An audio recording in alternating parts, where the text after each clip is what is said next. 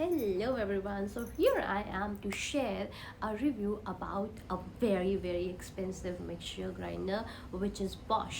So आप लोगों ने बहुत ही बार YouTube वीडियोस में या फिर मास्टर शेफ में या फिर बहुत ही जगह पे इस मिक्सचर को देखा होगा, सोचा होगा कि इट लुक्स गुड, चलो इसे खरीदते हैं. So first of all let me tell you कि ये मिक्सचर ग्राइंडर मैंने ख़रीदा था 6700 अप्रॉक्स के आसपास कुछ. आई थिंक मैं कम ही बोली हूँ, था शायद थोड़ा ज़्यादा ही था.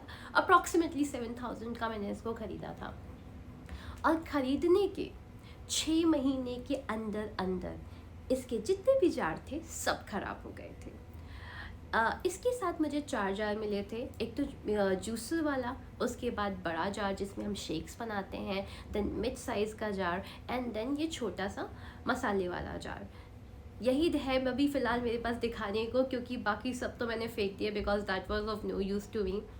एंड तो सबसे पहले मैं आपको बताती हूँ कि 6 महीने के अंदर अंदर मैंने इसे कितना यूज़ किया था. आई थिंक रोज़ ही हम मिक्सचर ग्राइंडर यूज़ करते हैं मसाले पीसने के लिए या फिर शेक्स बनाने के लिए. मैं इसको रोज़ यूज़ करती थी. फ्रिक्वेंसी यूज़ करने की थी अराउंड 2 बार दिन में, इससे ज़्यादा नहीं. शेक्स वाला jar may be 2-3 bar use हो जाता था, क्योंकि कोल्ड कॉफ़ी या शेक्स बनाने के लिए हम उसे यूज़ करते थे 6 महीने के अंदर. और जो जूसर था वो तो आई थिंक मैंने बिल्कुल इस्तेमाल किया ही नहीं था. 2-3 बार ही मैंने उससे जूस निकालने का ट्राई किया था, लेकिन वो नहीं निकला था. लेकिन वो जार्स ख़राब हो गए और मेरी हमेशा आदत है कि मैं उसे यूज़ करके तुरंत धुल के रख देती हूँ. तो it was not from my side कि मैं उसे बहुत ही बुरी तरीके से इस्तेमाल कर रही थी. नहीं, I was using it quite well. And also ये बहुत ज़्यादा एक्सपेंसिव था, तो मैं उसका थोड़ा और ध्यान रखती थी.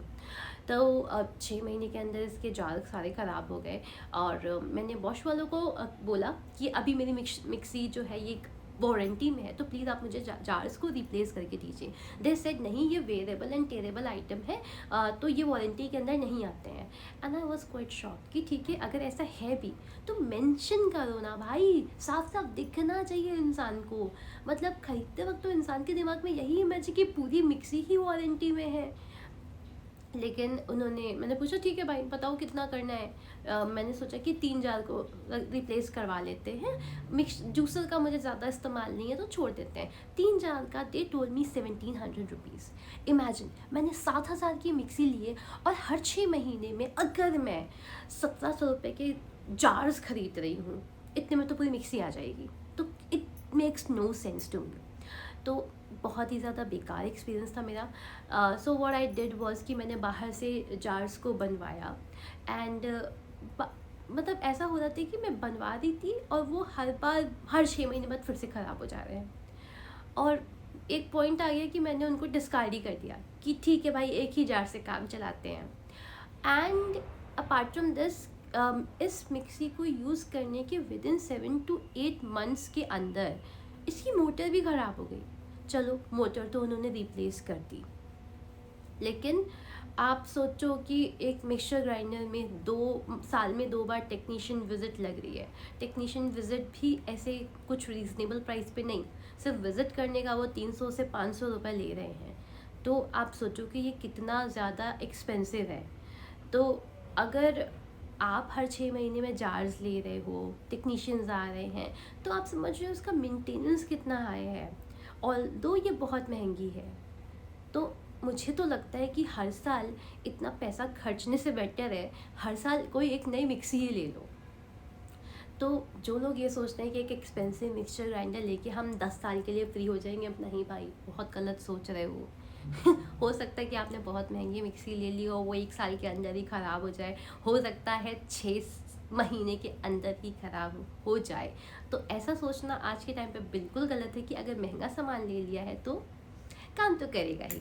इसके अलावा एक और मेरा एक्सपीरियंस रहा है, इसकी जो कपलिंग है, कपलिंग क्या होता है, लेट मी शो यू. ये जो इसका ऊपर वाला पार्ट है भाई, ये हर 2-3 महीने में घिस जा रहा है. हर 2-3 महीने में हम कपलिंग्स चेंज करा रहे हैं. और पिछले 6 महीने से तो मैंने इसको इस्तेमाल करना ही बंद कर दिया. मैंने बोला इट्स ओके, मैं बिना मिक्सी के रह लूँगी, लेकिन मैं इसमें और पैसे खर्च नहीं करना चाहती हूँ. तो मैंने इसको अबैंडन कर दिया। बस मैंने इसको याद के तौर पे रख रखा है कि भाई इतनी महंगी मिक्सी खरीदी है तो चलो ठीक है देख लेते हैं रख के बस।